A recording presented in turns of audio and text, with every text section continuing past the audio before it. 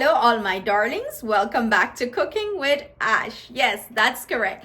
Today, on our episode of preparing a delicious Guyanese street food, Young Boss suggested in our last video that I should make Bruk teeth. Y'all know what's Bruk teeth? Come on in. We will be making some Bruk teeth, aka fried dal, right? So, Young Boss, big up yourself. Thank you for your interaction. Thank you for leaving that suggestion. If anyone else have a suggestion or would like to see me make something Guyanese street food related, drop a comment below. Don't be shy and we will prepare it. So let's get to this delicious recipe. So to prepare our fried dal or Bruk teeth, some people say, we're going in with 2 cups of split peas here or dal. I'm gonna wash this and then I'm gonna soak it overnight. Make sure you're doing this step, soak it overnight, because like the name rightfully say, you gotta brush your teeth. So I went ahead and thoroughly washed this. You see all this bubble that is coming up? This is the gas that is being released from this dal. So this is why if you're cooking like, dal, you wanna soak the dal a little bit to get rid of that gas. So when people eat, sometimes they eat dal and they burp a lot, and some minus fart a lot. Well, soak your dal, right? So I'm gonna add a little bit of salt to this, about a teaspoon, and let this sit overnight. Tomorrow we're going to prepare it. Do you know what time it is? It's time to fry some dal, right? So as you can see, the process, we soak it overnight. The dal swell up fat and nice like me.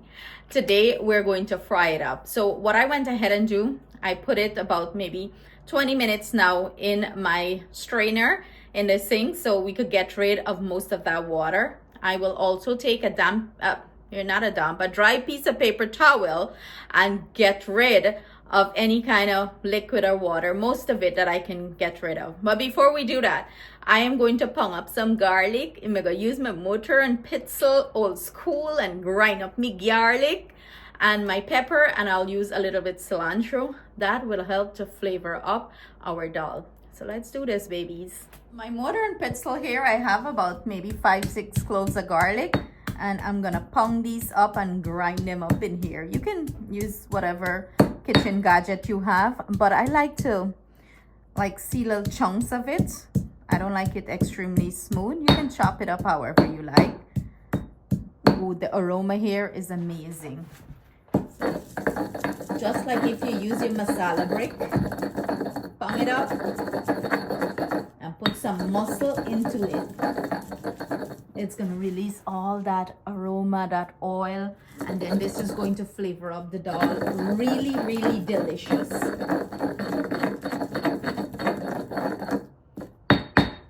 Take me back to my ancestors. I'm in the kitchen here with my great-great-grandmother, right? So I'm going to put in my cilantro and my wiri pepper, and this is to your preference of spiciness, how spicy you like it. You can also use chili powder if you don't like, the whole wiri pepper. This is what our dal is looking like after soaking. It swell up, it double in size. I'm just gonna try to pat dry it, get rid of any liquid as well. Most of the liquid that I can get rid of, because if you don't do this step, when you add it to your hot oil, you know what's gonna happen? It's gonna splatter all over, and you don't want to get burned, right? I don't want nobody to get burned. You can also put this on a sheet pan and let it air dry a little bit to get rid of the water. That's totally fine. It depends on how much time you have.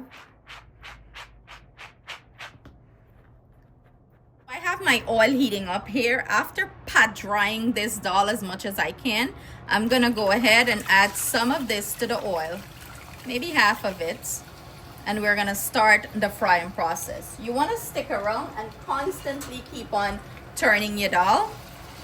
You want it to fry nicely, and you're gonna know when this is finished. It's going to start float up to the top.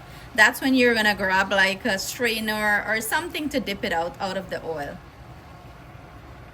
While our fried dal is going here, can anyone tell me why they call this thing Bruk teeth? Did somebody actually eat this thing and he broke them teeth? I am very curious. I remember back in the days, I used to love this with some mango sour. Man, this thing used to hit differently, right? So leave in the comment below if you know why they call this thing Bruk teeth. My theory around Bruk teeth is because when this done fry, it's hard. It's very hard and crunchy. So people probably be like, it's so hard that, you know, when you bite into it, you can broke your teeth. But you know, when you put that nice mango sour in it, it softens it, and oh, it's so delicious. I'm actually drooling talking about it. But you keep frying it until you see the dal start floating up. That's a great indication that it's finished. And you want to keep this on medium to low heat. You do not want to rush the process. Now remember, I said we will know our fried dal is finished to take out of the oil when you see it start floating up to the top like that. That's a great indication that it's ready. So what I'm gonna go ahead and do, I'm gonna go ahead and use my strainer and dip this out. I have a plate lined with some paper towel. I'm gonna transfer it to that, and you wanna hit it with some salt right away so you can infuse that nice salty flavor to it. You know, when stuff are hot, the salt stick to it better. So let's go ahead and start removing this out of the oil. And you hear that, Chris? Y'all hear that? I feel this is the best gadget to get it out. You know, you fish it out nicely, and you want to tap on it to get rid of any of that excess oil. You don't want it to be too oily. I mentioned when it's still very hot, you want to hit it with some salt. We're going to add the seasoning, you know, when all of the fried dal is finished, and you want to, you know, mix it in well here. Let's grab a spoon and mix that in so the salt hold on nicely to the dal, so you get a nice flavor. And do bear in mind, I did soak this with some salt so the salt can infuse into the fried dal, so you get that nice flavor throughout. So be mindful when you're adding the salt to it. But you hear that nice crispiness with some mango sour. Ooh, this is going to be delicious, or just as it is with that nice seasoning. I can't resist. Let's go in for a taste. You hear that crispiness? So good. Now that I finished frying all of my dal and I hit it with some salt already, I'm gonna go ahead and add my pound up garlic, pepper, and my little bit of cilantro, basically a little green seasoning, if you must say. And I'm gonna mix it in well here.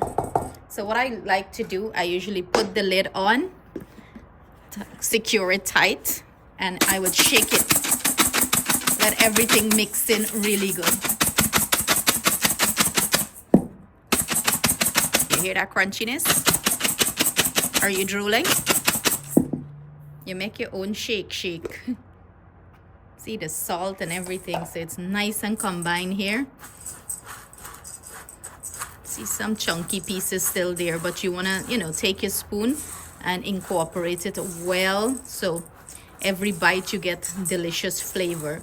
And you want to do this while it's still hot, you know, so it sticks on nicely to our fried dal.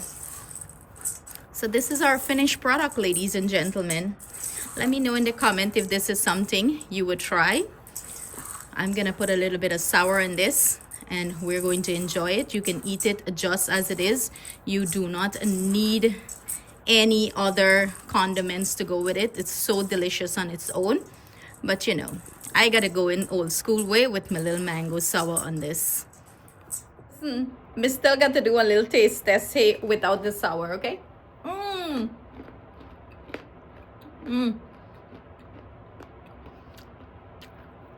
This is hitting home, baby. Home run. So good. Hubby snacks. Taste test. Let's see. Any fried dal. So good. I know, it's so delicious. It brings you back to school days. Me get for sale. We need a sour now. Me get sour in the fridge. But you can't eat sour so late. But must left you $5 pack. Okay. And you can tip me too. Mm-hmm. So there you have it. I hope you guys try this recipe and you enjoy it as much as we're loving it. What o'clock now? What o'clock at night now? 7 o'clock at night, and he they eat fried Dhal. So stay blessed, stay safe, and I hope you guys enjoy this recipe. See you soon with another delicious recipe.